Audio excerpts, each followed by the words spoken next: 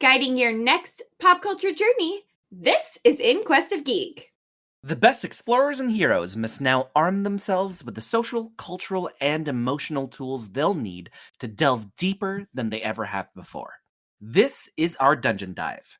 With you on this dive will be Alix, your host and professional moderator, JPG, pop culture critic and geek educator, and special guest adventurer, the performer formerly known as Emily Schmemily, now known as Diet Coke. So, sharpen your social commentary and prepare your most inclusive spells, because we're here to build better character.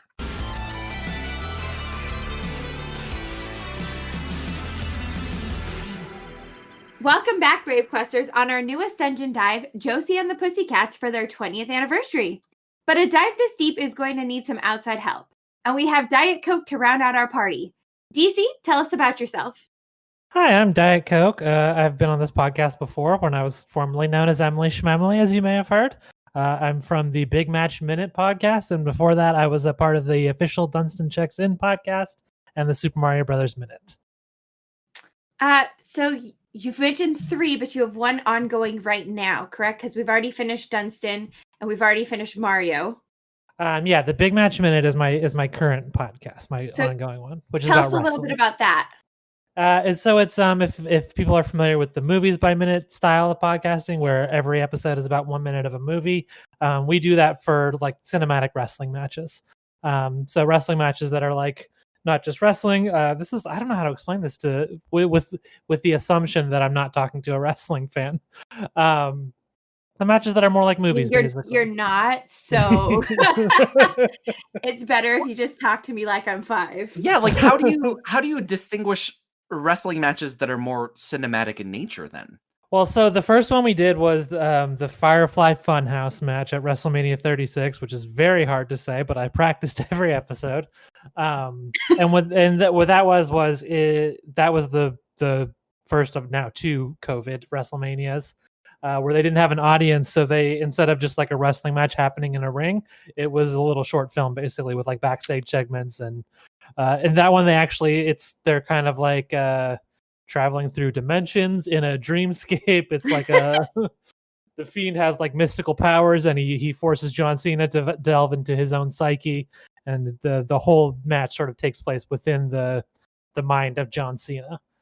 Now, were these cinematic matches happening pre-COVID, or was this kind of a result of COVID then? They definitely became more popular with COVID, but there had been a few before that. The one we're covering currently actually is one that happened in 2016, which people may have heard of. It went kind of viral even for non-wrestling fans. It's called the Final Deletion. Sometimes it's referred to as the Room of Wrestling, is where you might have heard of it, where it's the Hardy brothers feuding for the right to their name. So do you think that what you guys are doing now and watching now is something that's going to be a little more ongoing, since there's so much with wrestling, versus the last 2 where it were minute podcasts on movies, which obviously have an end? That was the idea, but actually we are probably going to wrap up after this.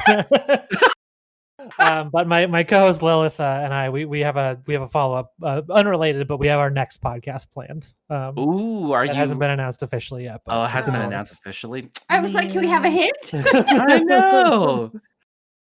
No, I'm sorry. I don't know. I haven't figured out how to hint it without just saying what it is. Fair enough.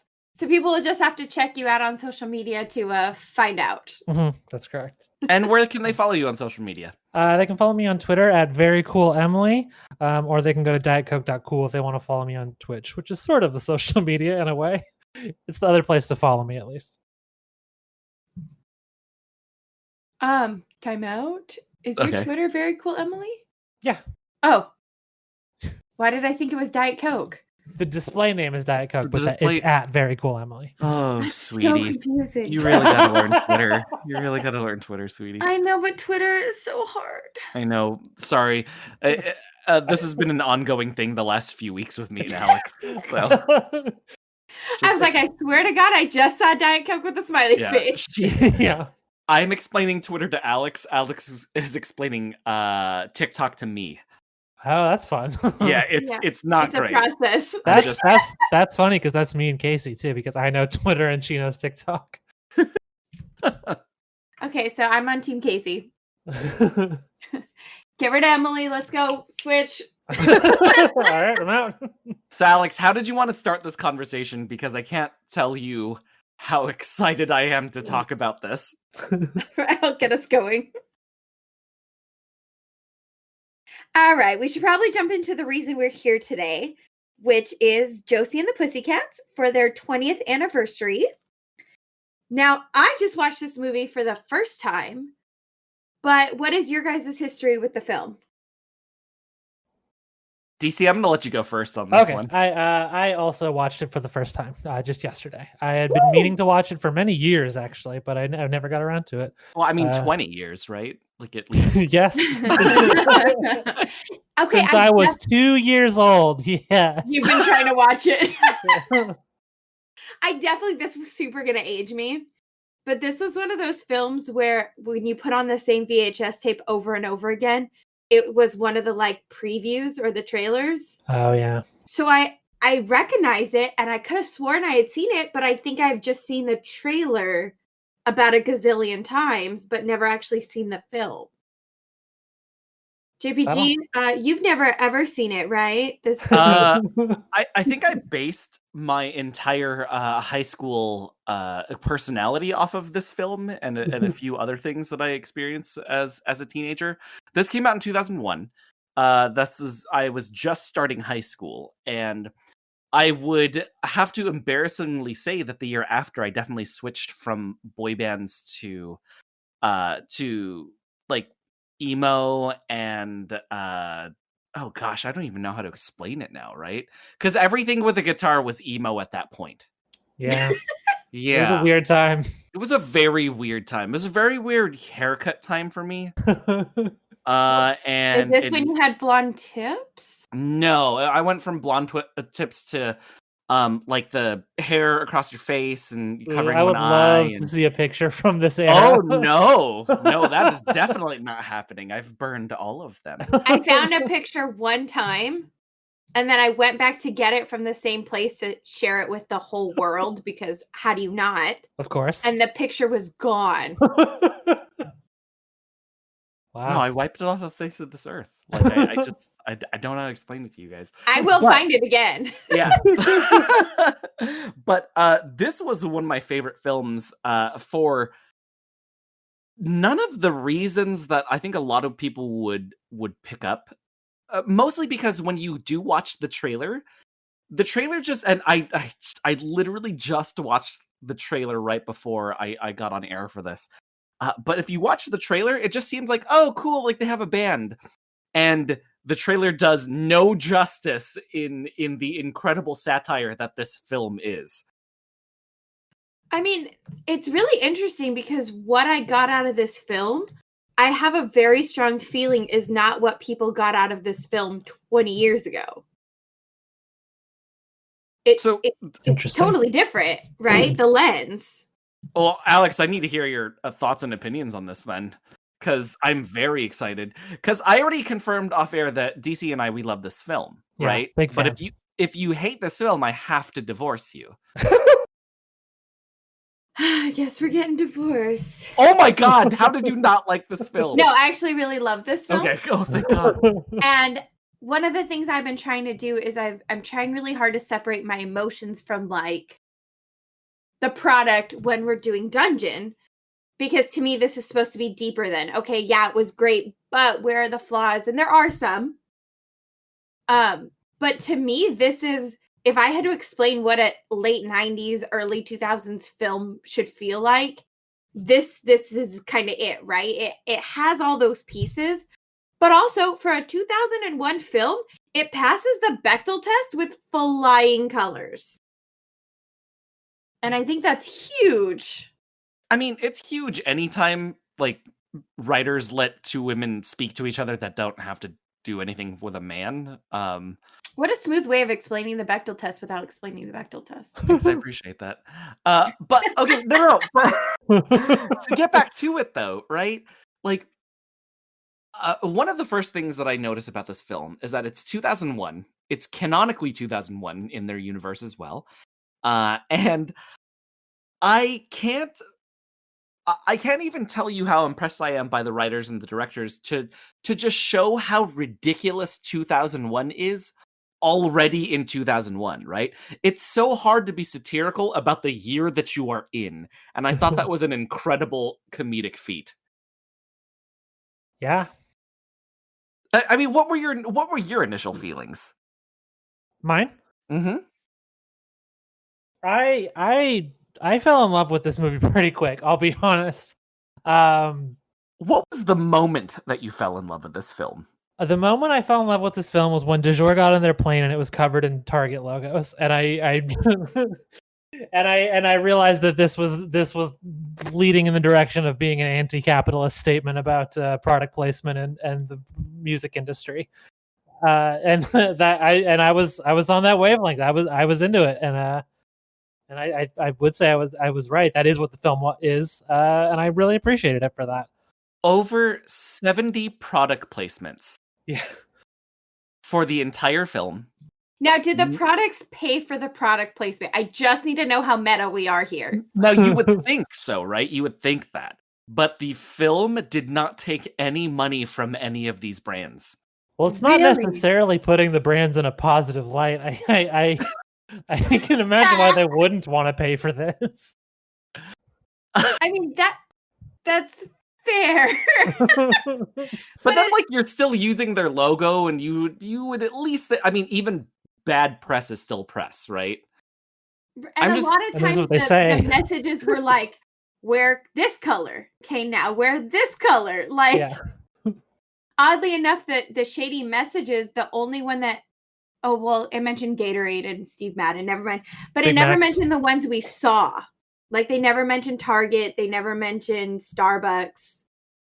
Oh, that's right. They did mention Big Macs, and there is a McDonald's logo. Oh, yeah, the McDonald's shower. Yeah. In Tara Reid's room, yeah. McDonald's shower. Were they living in a hotel?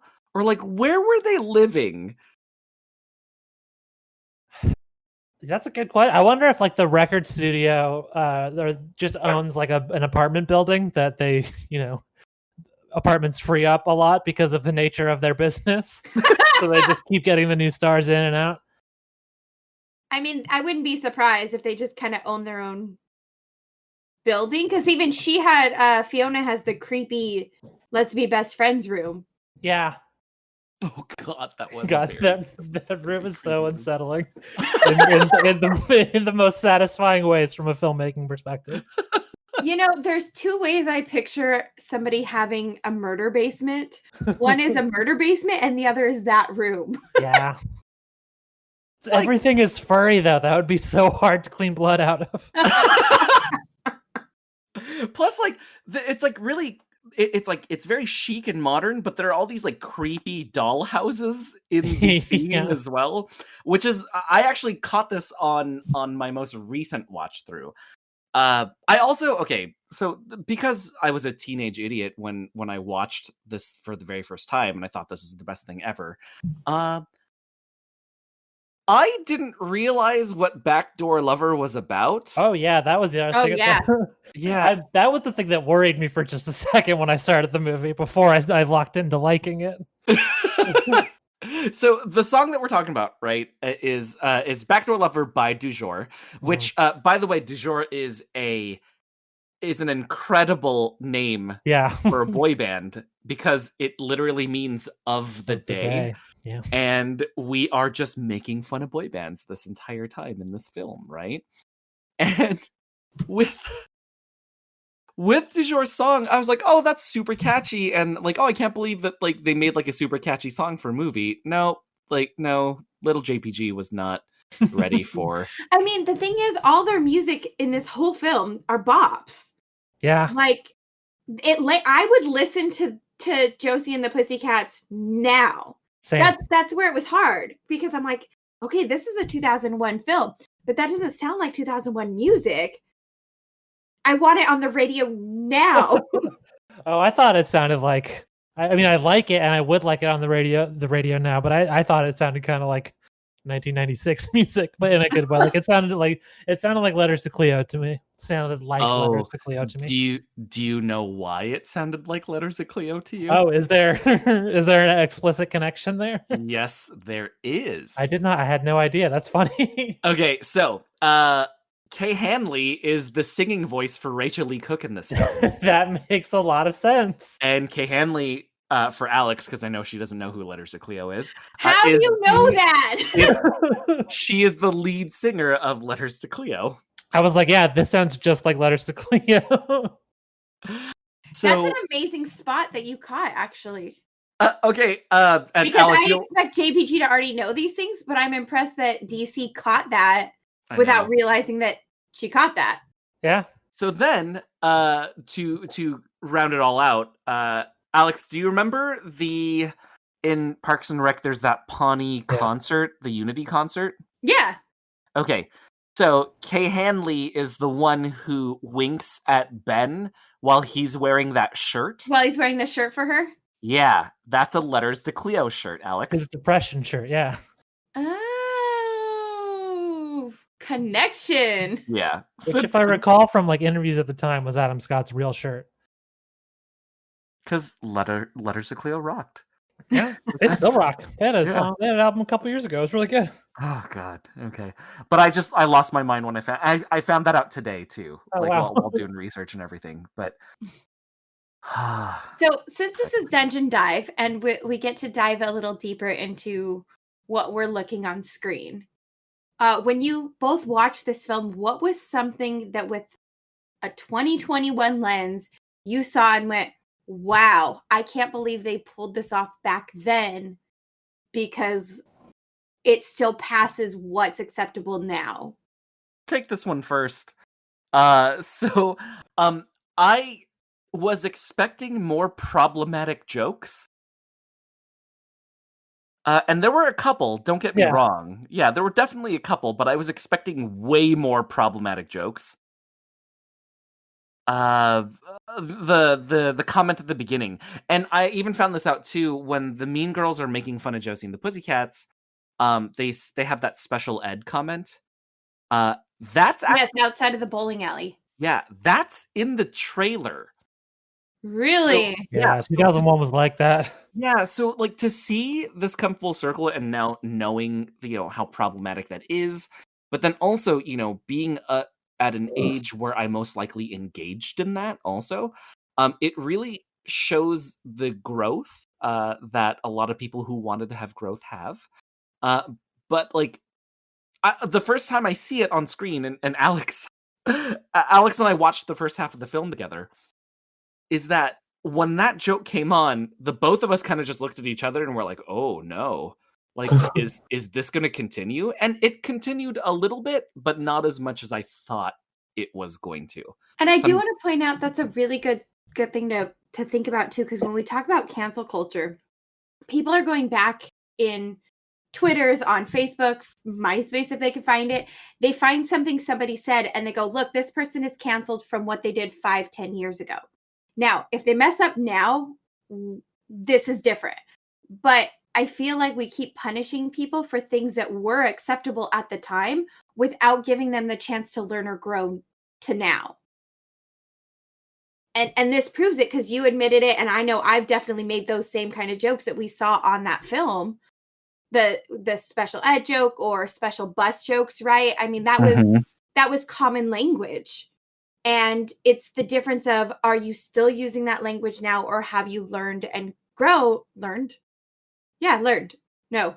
Yes, learned and grow from those mistakes. And I think that's where we need to draw a line in what we're canceling versus what we're asking people to do to show they've changed.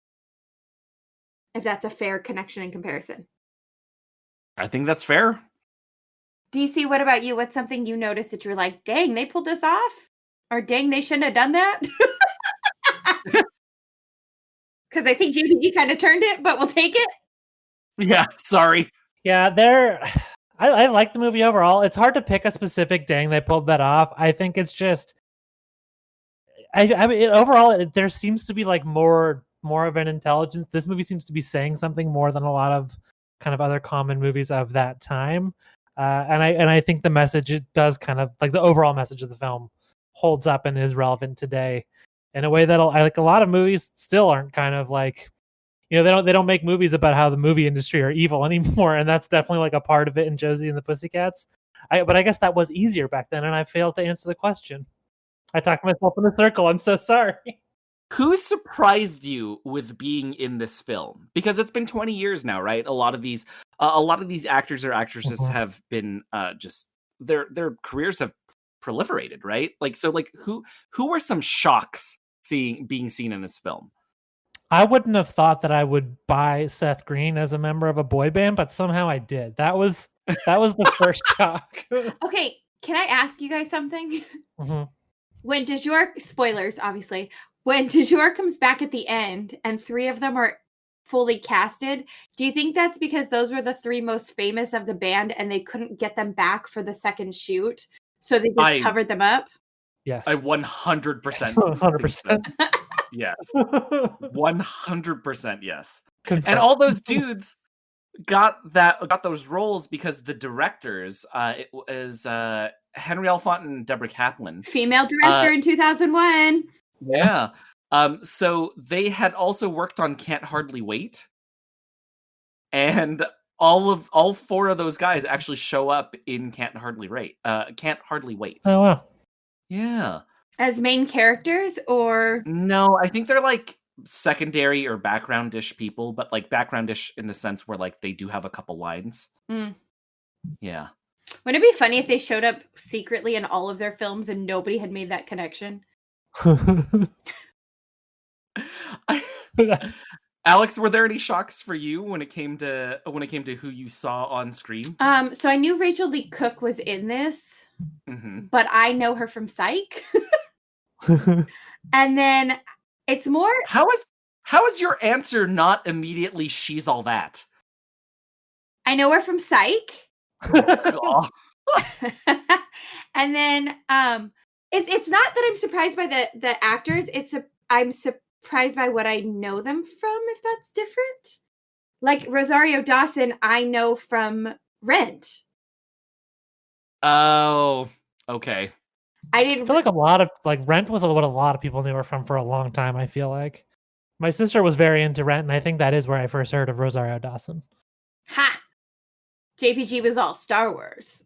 I know. Because it's an easy one. She just played Ahsoka, and so for me, do you remember in the scene when you first meet Jour at the very beginning, and there's that dude is like, oh, like I love them like brothers and stuff, right? Yeah. Okay. Well, how is that not your questionable moment? I was gonna say first a little problematic there. Yeah. Although, sorry, I didn't mean to interrupt. No, it's all right. Go for it. I was gonna say, honestly, a realistic depiction of a teen of that era, though. So that teen is Justin Chatwin, who played the worst Goku ever on Dragon Ball Evolution 8 years later. Yeah. Yeah, so DC, if you ever do a minute podcast about Dragon Ball Evolution, why would I do that to myself? Well, you've done it for things that people have not expected, and I just want to put that out there. That if we're going to be generating content during the show, this is my idea, right? No, that's a movie where I know I love to defend hated movies, and I went into that ready to be a Dragon Ball Evolution defender, and it was a rough watch. That's not a good movie. There's no way to stretch it. This is Justin Chatwin's first acting gig ever. Wow. I know. Freaking weird. He was on an episode of Doctor Who. Really? Yes. Huh. All right. Is he British? I don't know. Chatwin sounds like a British name. Or if you say it the right way. Yeah, if you say it Chatwin. Chatwin. You see, I want to go back to something you were saying about the anti-capitalist stance that this film has. Yeah. Okay. So, did it ever get to a point where I don't know, and I'd love your opinion on this. I just felt like at one point we were just getting bashed over the head with product placement, and I Mhm. hate it when shows do it once. Do you Yeah. think that the amount of times that they did it in the film was effective for its anti-capitalist sort of stance that they take? I do. I mean, it's sort of like it's supposed to be beating you over the head with it, right? It's like Sideshow Bob with the rakes. You know, it's funny the first 3 times, and then it's not funny for like 10 times, and then it's the funniest it's ever been after that. Um, and I think it. I mean, it does get the message across. It's I think it's a really eloquent way to display the emptiness of consumerism. You know, it's just all you're seeing is logos, and it makes you sick after a while. I think also when it comes to the logos and I guess like the dated ability of how we see people, right? Mhm. Alan M, played by Gabriel Mann, is lauded as the hottest guy ever In Riverdale. in Riverdale. Yeah. Yes, but He might be the only guy in Riverdale. We don't know. I just Wait. Well, we saw Wait, the what? bowling alley, so maybe we do know. But I was like, wait, Okay, wait, we know Alex. what Riverdale is. We know all about the boys of Riverdale. yeah, that wasn't a good argument. I'm just gonna backpedal out Yeah. of that one. There are two young Sorry. guys and a bowling alley. Like that's literally it. With having Alan M be the pinnacle of what a hot dude is in this film, right? It just kept like first off, the guy just needs to wear shoes because I don't like just flip-flops. I just don't like flip-flops in general, but apparently that is the hottest thing that you could wear in 2001 alongside your American Eagle shirt. There was in that time I feel like it was really in to be like a sort of California beach bum hippie type teen. To be like Brink basically. Don't bring up Brink. You can't bring up I'm always Brink on thinking this about Brink. Sorry.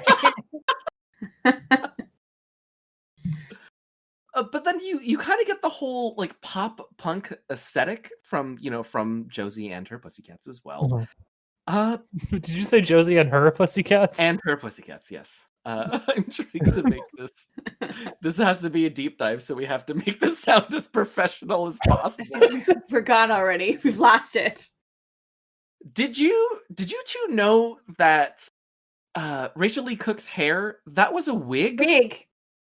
Yes. I mean, no offense to her and the hairstylists on this movie, but yes. I was blown away with finding that out today. How did you just know? Are there like tells for like a wig or what's happening? I think that's a pretty that I mean, obviously there are people who get that as a dye job, but I feel like when I see that hair color, I'm on the lookout for a wig because like 6 times out of 10 it is. Mine is hair consistency, and I know that sounds really weird, but for her to have the same styled flip out the whole time, Yeah, that's also part of it. that's Oh, way too time consuming. Yeah, I just thought her hair was perfect. Now, just to backtrack for a sec on the consumerism part of it, I do want to say I think where they went slightly wrong with it isn't that they did it so much. It's that they lost the fun way of doing it. Because when you see it on the plane, it's funny and it's all Target. And then when you see her in the bathroom, and it's hysterical because of the way they implemented the McDonald's stuff. I think the hotel room matched the plane instead of doing something as creative. Like if the couch itself had been a product instead of just putting it on the wall. I think they lost creativity somewhere in there. They should have kept upping it, and they just kind of went Yeah, in the ridiculous manner. At some point, it was just, look, it's on the wall everywhere. That's not as funny as, holy crap, she's washing her body with French fries. You know? It's just... I would also say, this is a very unique snapshot into what was deemed popular and cool for that particular time frame. The heavy the heavy implications that Total Request Live was the pinnacle of what you could do and be on as a teenager. Like, did that not make anybody else feel dated and uncomfortable? I mean, it made it feel like 2001. I don't. It's just there, when we look back, right? Like it's so easy to. Oh, well, okay. I'm sorry. There is an example that I use with Alix, right? It's like looking at disco, right? Disco now it seems ridiculous and all that stuff, but that was just the height of sexiness and popularity and all of that. And then now I realize that all of the things that I loved as a teenager when I was absolutely obsessed with boy bands were like orange jumpsuits and like high rise beanies and all of this stuff. It See, like instilled a bit of shame in me. Is that weird? I think well, JPG, I want you to know that I say this with a place of love. I think that makes sense for your personality. I think you have a very you're not like me. You know, I like to kind of wallow in the trash of pop culture, but you like to be respectable. Whereas like me, I still think disco is cool, and I still think orange jumpsuits are cool, and I feel no shame saying that. I feel like I hit a few nerves today. But you could look back to, people say fashion comes back around, and here we are 20 years later wearing cat ears. Yeah, and I mean that's also the thing. Like there was a weird disco resurgence in the '90s too. That's the cycle of things. I also hate that Alix got to reference her cat ears on the show because she's literally wearing cat ear headphones right now. I also have cat ears, Alix. So Ah! cat ears rule. Oh my gosh! For the picture for social media, can we have you in cat ears? I don't actually have a picture there. I haven't worn them in a while because they were like someone was getting rid of them, and I was like, hold on, I'll take those. But I never wore them out or anything, so I don't think I have a good picture of them. Boo! You should start wearing them out everywhere, all the time. Yeah. Life Now, changing. Maybe I'll emerge from quarantine as a cat. As a cat, yeah. As a cat at this point. For you two, how was this film in terms of female representation and what it says about being a strong female? I'll let DC go first on this one. I think mostly good. I mean, it was a small moment. It was a throwaway gag and whatever. There was a minorly transphobic joke at one point, which I guess contributes to the overall, what this movie's opinion of what being a woman is. Mm-hmm. Wait, which I think it's important people know. Oh, there's a part where they make fun of one of I think it's Missy Pyle's character. They say she has a mustache. Oh. Which is like, yeah, I mean that's I would say sort of uncritical using of like the era's beauty standards of tying so-called like making masculine traits or traits that a lot of women have. That was one of the ones I used to get made fun of for. I mean, I'm Jewish and I have dark hair, so when it comes in, it's noticeable. And that was definitely one of the things I got picked on for in middle school. So, yeah, no, and I'm glad that we're talking about that now as well too. Gosh, yeah, no, thank you for pointing that out. Yeah, I mean it's it's whatever. It's pop feminism of the time. It's Spice Girls, which it has its strengths and its weaknesses. I think it is also very satisfying in parts of this movie. And a B plus overall, I guess is what I'm saying. And a B plus in 2001. Yeah, that's pretty incredible. You could do worse. Yes. I want to come back to the Spice Girls part of that, but I'm gonna tie in with kind of shaming things. The bad guys. Until she told her sob story, everybody made fun of her for having a lisp. Yeah, I didn't. That was I could have done without that. Yeah, because even in the creepy murder room, her lisp, she slipped into it. Yes, and they kind of made fun of her, and that was part of what they decided made her freaky. Yeah, and Yeah. that was so disappointing because like I really enjoy Parker Posey as a performer, and she's really really good at playing a creep. They didn't need to add that extra layer to sell it, you know? Yeah, it could have just been she didn't have friends and now she wanted friends. We didn't But need then the extra part of it. also, as somebody who grew up with a speech impediment, I very much hated that part because I was Yeah. like, wait, she's getting made fun of because she has a lisp Mhm. and she slips into it, I guess? Mine I were don't know. R's and S's. I Mm, had to do speech therapy. Well, we're just going deep into my life today. yeah. I had to do speech therapy for R's and S's when I was in elementary school.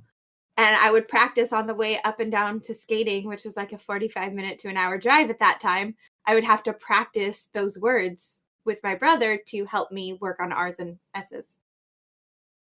The albino joke wasn't very great, and Yeah. No. Yeah. That whole sequence at the end could have just snipped that right out and it would have been a better film.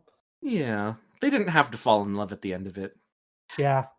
So now I want to go back to the Spice Girl part, but I thought that was important because those things they made fun of, I don't think are mockable traits, Mhm. but they were. So for the era, that is, I mean, I can vouch like that's those were mockable traits. Mhm. Is that acceptable now? No. Do kids probably still do it? I'm sure kids suck, but and they're mean. Is that the lesson you're taking from this whole thing? Like, kids suck and they're mean? Yes. Have you talked to a middle schooler lately? They're You know what? mean. I tend to avoid them as much as I can because I have very good self-worth as somebody in my mid-30s now, so But I'll just say I don't know, maybe I'm blessed. I've worked with high schoolers and middle schoolers. I've had jobs at schools, and some of them are mean, but a lot of them are pretty nice. More of them are nice than are mean in my experience. maybe you're just cooler than me. you're definitely just cooler than the both of us. I don't know about that.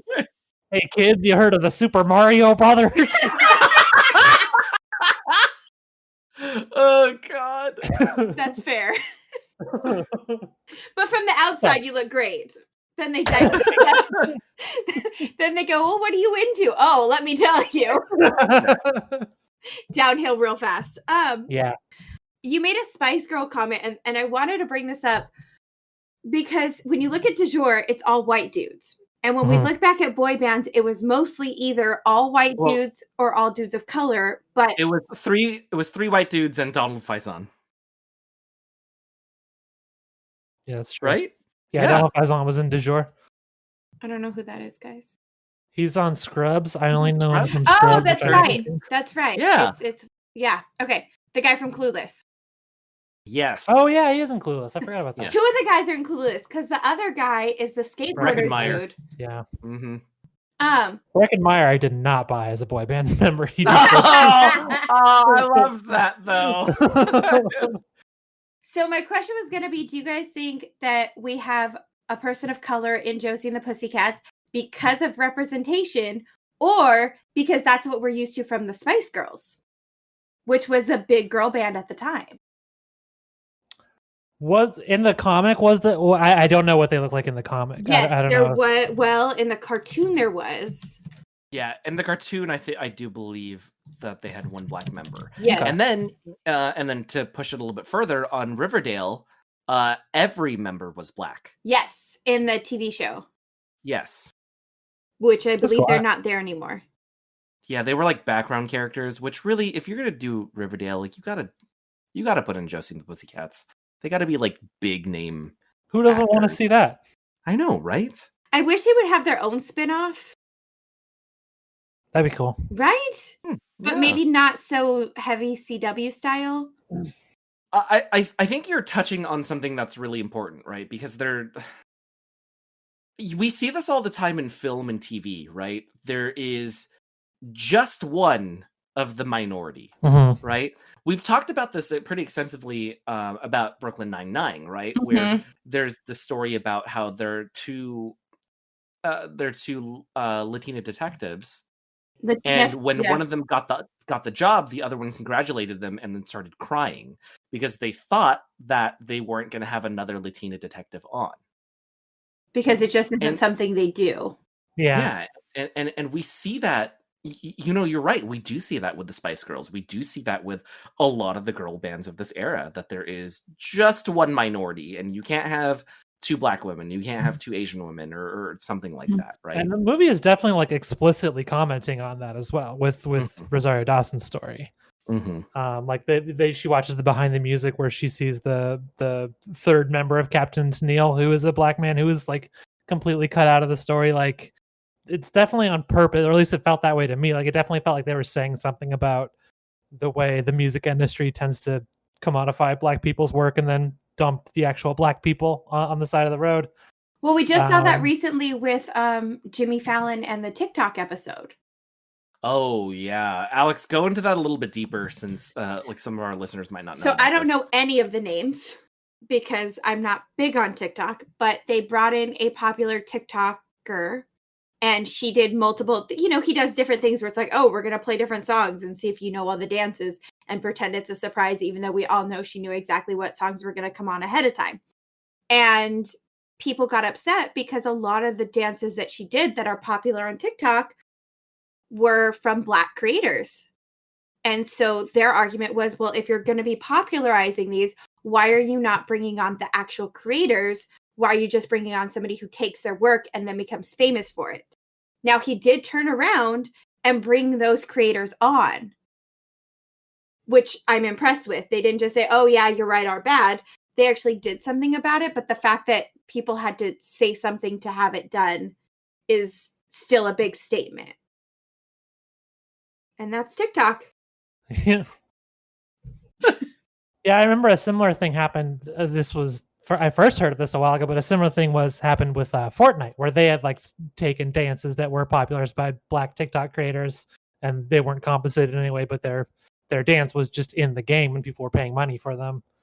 Oh, they weren't compensated. Like that's the TikTok genre specifically. I know that has happened a few times, unfortunately, and it's really times in prominent cases, at least. It's kind of odd because what's big on TikTok is, oh, this dance is popular, I'm going to copy this person I saw do it. But a lot of times the person that they're seeing who gets the 100 million whatever views isn't ever the creator. It's very rarely the creator.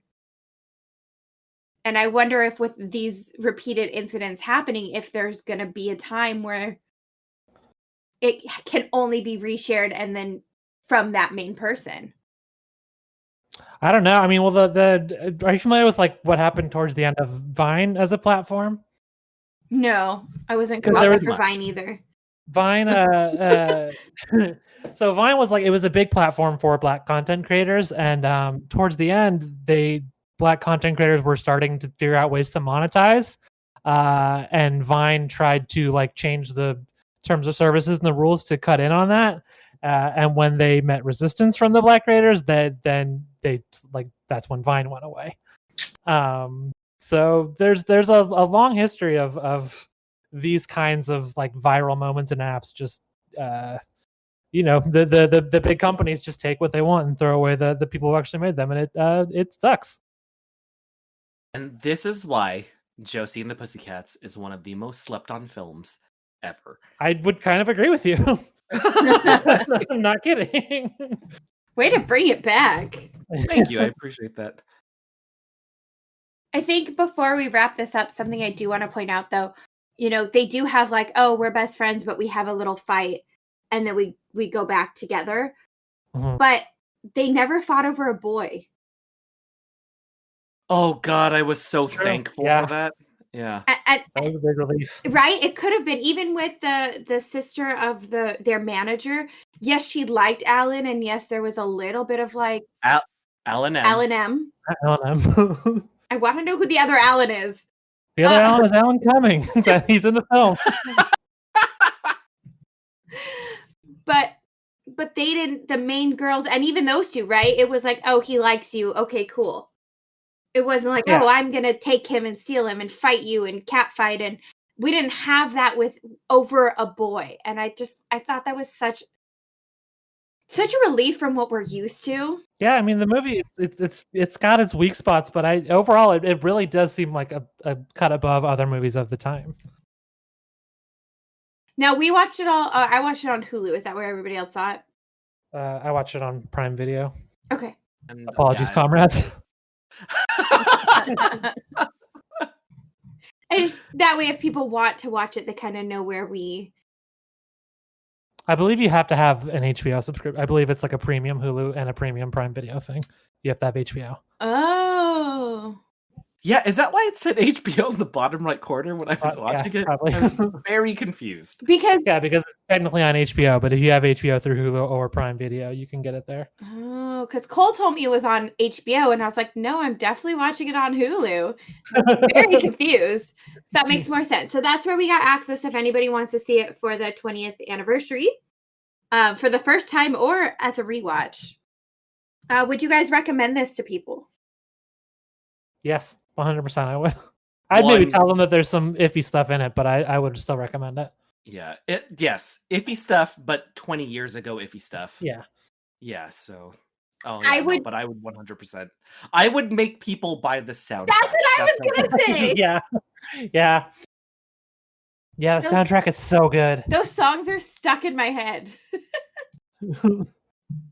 Now, before we wrap up, one more time, Diet Coke, where can people find you and your work? You can find me on Twitter at VeryCoolEmily. That has links to all my podcasts, current and former. The only current podcast I have going is called The Big Match Minute, which is on the Noise Space Network. You can find that at noisepace.xyz. And you can follow me on Twitch. Just go to dietcoke.cool to find my channel. Guiding your next pop culture journey, this has been In Quest of Geek Dungeon Dive Edition. Please check out our weekly Dungeon Dive and Tavern Team episodes on Apple Podcasts, Google Podcasts, and any other podcatchers, and make sure to rate, comment, and subscribe. If you'd like even more adventures with us, our bi-weekly actual play RPG is in the same feed under Issues, where you can listen to us play as teen superheroes using the Masks A New Generation system. Please follow us on social media at In Quest of Geek. And don't forget to subscribe to our weekly Twitch streams at twitch.tv/InQuestOfGeek. And as we cross another dungeon off our list, here's what you can expect from our next episode. So I know that I announced this on the last episode that we have, but next week is going to be A Silent Voice, which is an anime that came out a few years ago. And we will actually have Zoe Hendricks on the show for this. And so we're going to be diving a little bit deeper into deaf culture, how it is to, grow up around it. Yeah, how does it grow up around deaf culture, and how to try to accommodate more, try to be a little bit more accommodating for deaf culture itself. More accessible, for sure. Yes. Well, thank you for listening, Brave Questers, and remember, use what you've learned today to build better character.